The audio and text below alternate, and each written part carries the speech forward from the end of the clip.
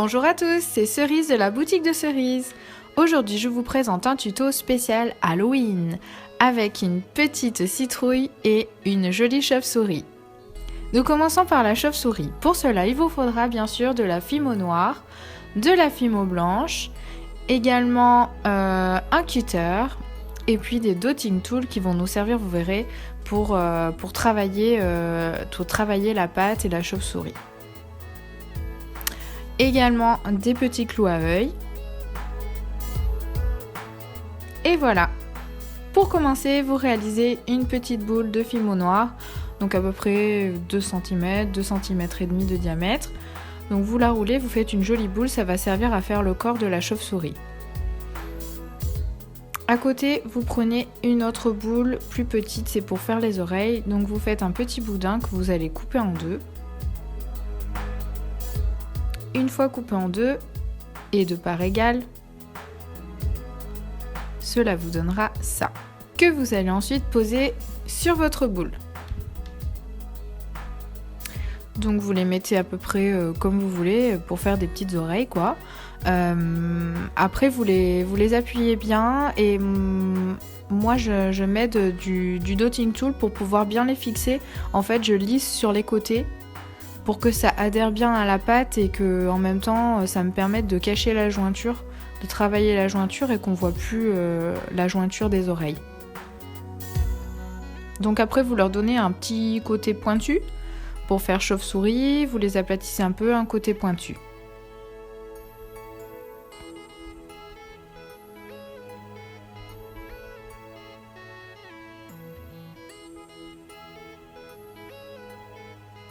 Et voilà notre jolie petite tête de chauve-souris.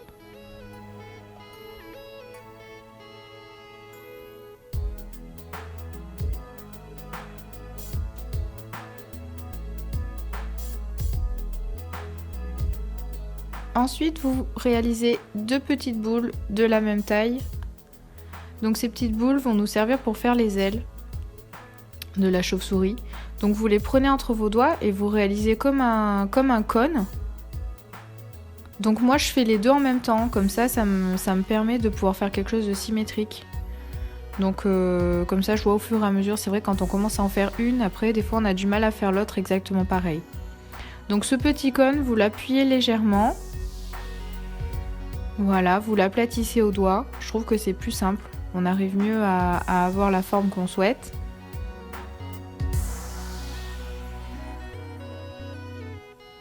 Voilà, on lisse un petit peu, que ce soit bien joli.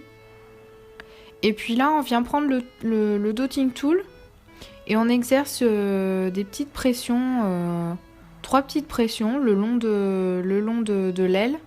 C'est pour former l'aile en fait. Voilà, ça vous donne ça. Donc après, vous retravaillez l'aile un peu si vous voulez donner un côté crochu, pointu.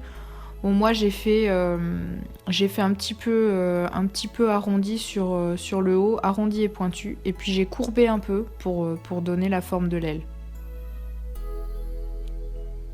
Et ensuite vous faites pareil avec la deuxième. Donc du coup c'est plus simple, vous avez exactement le même gabarit, vous avez juste à refaire exactement la même forme, les mêmes pressions aux mêmes endroits. Vous lissez un petit peu et c'est parti.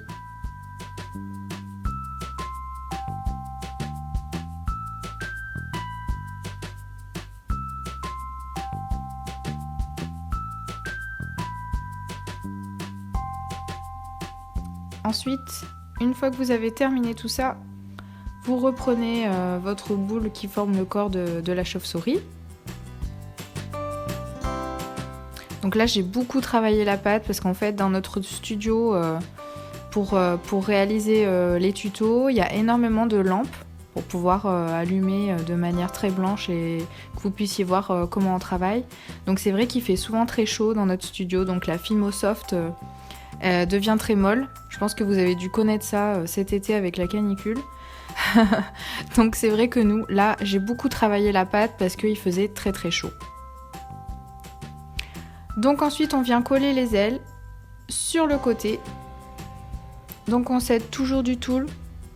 C'est super, ça vous permet, vous appuyez légèrement et après vous venez lisser dessus, vous appuyez légèrement Et vous verrez, on voit plus trop la jointure et on peut travailler vraiment coller parfaitement la Fimo. Je trouve que c'est vraiment un outil qui est super, on s'en sert un peu pour tout, pour faire des trous pour les yeux, pour lisser, pour coller. C'est vraiment un outil, je trouve, indispensable à la Fimo. Donc voilà, une première aile est collée. Ensuite, on vient mettre la deuxième, de la même manière. Donc je pense que vous aurez moins de mal que moi, ma pâte était très très molle. Donc normalement, si vous abusez pas du chauffage, ça devrait aller, vous devriez pouvoir travailler plus facilement. Voilà, la petite chauve-souris prend forme. Ensuite, on va lui faire des petites pattes à cette chauve-souris. Donc vous prenez une petite boule, voilà, qu'on vient faire en petits boudins et qu'on vient couper en 2 parts égales. Ensuite, avec ces 2 petites parts, vous venez faire des petites boules qu'on vient coller dessous la chauve-souris. Après, vous pouvez, à votre guise, donner des petites formes aux pattes. Moi, j'ai souhaité faire des petits cônes. C'est un peu une chauve-souris version kawaii, j'avoue. Elle sera pas très méchante. Ça sera une gentille chauve-souris. Donc voilà, je vais donner un petit côté rond, mignon, sympa, avec ces petites pattes toutes rondes, toutes potelées. Voilà. Maintenant, on va passer à la réalisation du visage. N'oubliez pas de bien laver vos mains avec une lingette, sinon le noir sur le blanc, c'est pas super. Donc on fait un tout petit filament, un tout petit boudin, et ensuite on vient couper avec le cutter. Voilà, on vient faire 2 petits boudins de la même taille et ensuite vous allez les placer sur le visage pour faire les yeux. Moi, j'ai voulu réaliser des yeux un peu en triangle, on va dire, pour faire un petit côté Halloween quand même. Donc j'ai fait 2 petits boudins de la même taille que je viens coller en sorte de V. Voilà. Et de l'autre côté, on procède de la même manière.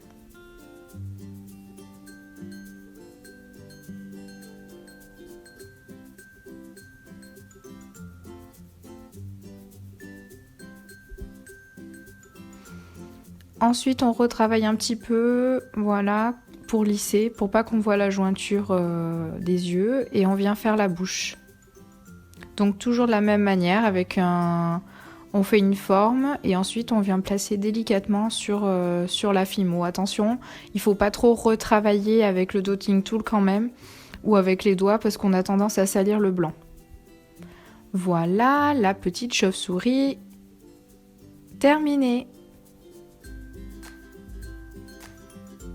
Ensuite, si vous le souhaitez mettre en porte-clés ou quoi que ce soit, vous mettez un clou à œil dedans avant la cuisson, ça vous fait toujours un trou pour pouvoir fixer votre jolie chauve-souris. On met tout ça au four. Maintenant, nous allons passer à la réalisation de la citrouille. Pour cela, il vous faudra de la Fimo Effect transparente translucide, de la Fimo orange, de la Fimo marron, de la Fimo verte et noire. Ensuite, vous pouvez utiliser toujours les dotting tools ainsi que des clous à œil.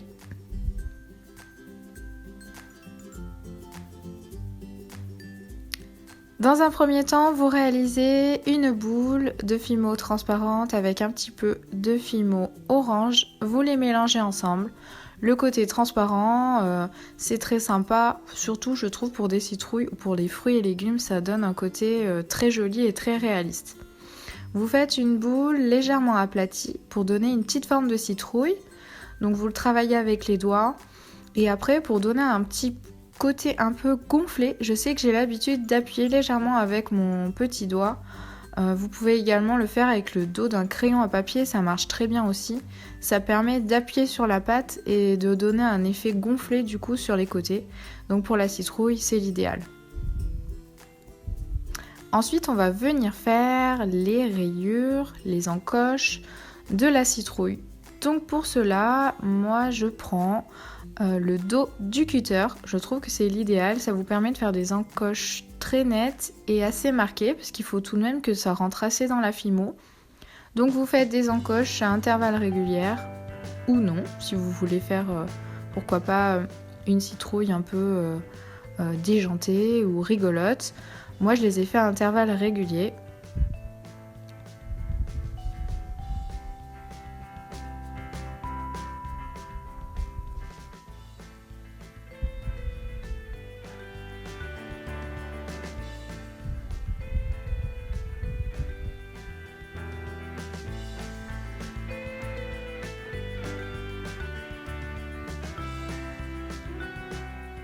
Il faut bien lisser, que votre citrouille soit bien lissée, enlever toutes les marques. Et ensuite, on va choisir le côté qui nous semble le plus joli pour réaliser les yeux.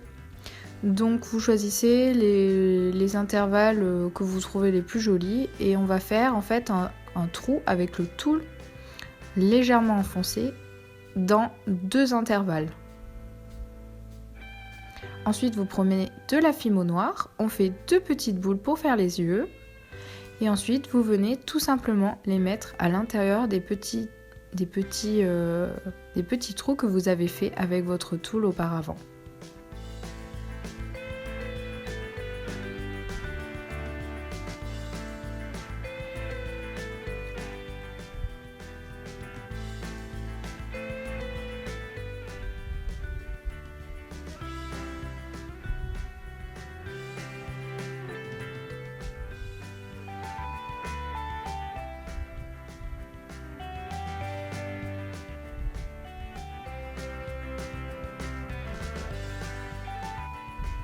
Après les yeux, maintenant nous allons réaliser la bouche. Donc vous faites un petit filament, un tout petit boudin très fin, et vous allez en choisir une partie pour faire la bouche. Bon, moi je suis toujours dans mon côté un petit peu kawaii, donc j'ai fait la bouche souriante. Après pour Halloween, vous pouvez très bien faire une bouche qui fait très peur. Moi j'aime pas avoir peur. Donc du coup, c'est vrai, je vis un petit peu dans un monde de bisounours, donc je fais ma citrouille, même pour Halloween, je la fais souriante. Et voilà ma jolie citrouille.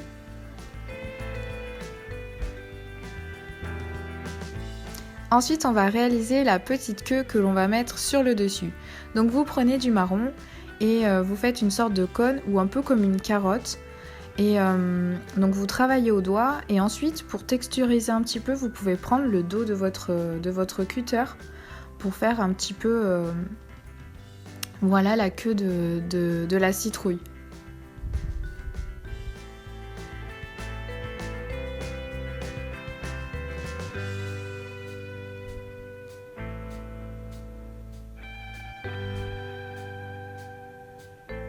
Donc là j'ai choisi de la retravailler parce que je voulais lui donner un petit peu un côté courbé. Donc j'ai retravaillé avant de la poser définitivement. Après c'est selon comme vous voulez, vous pouvez même en mettre 2, c'est selon aussi la taille de la citrouille que vous aurez choisie et la taille du trou que vous aurez fait.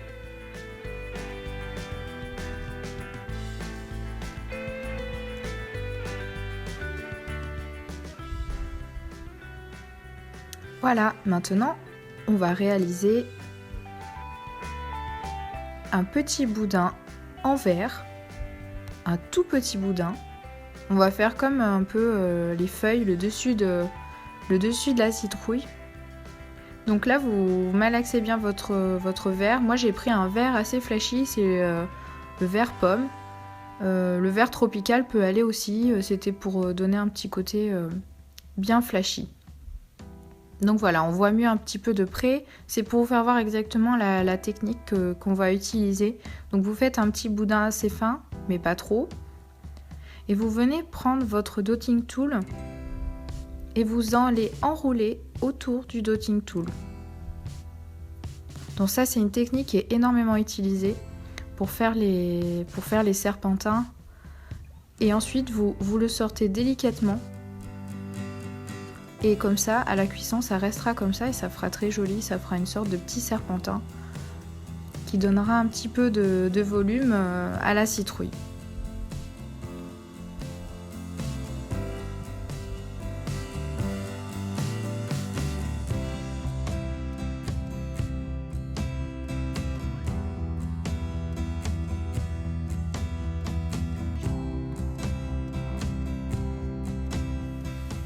Vous pouvez également ajouter un clou à œil et ensuite on met tout ça au four pendant 30 minutes. Voilà, ce tuto est terminé, j'espère qu'il vous aura plu et que vous passerez une joyeuse soirée d'Halloween. N'hésitez pas à laisser des commentaires, c'est avec plaisir que nous répondons à toutes vos questions et toutes vos demandes. N'hésitez pas à nous suggérer également des tutos que vous voudriez voir. Toutes les infos, tous les articles utilisés sont en barre d'infos. Nous vous souhaitons une très bonne fête d'Halloween et toute l'équipe de la boutique de cerises vous dit à très bientôt.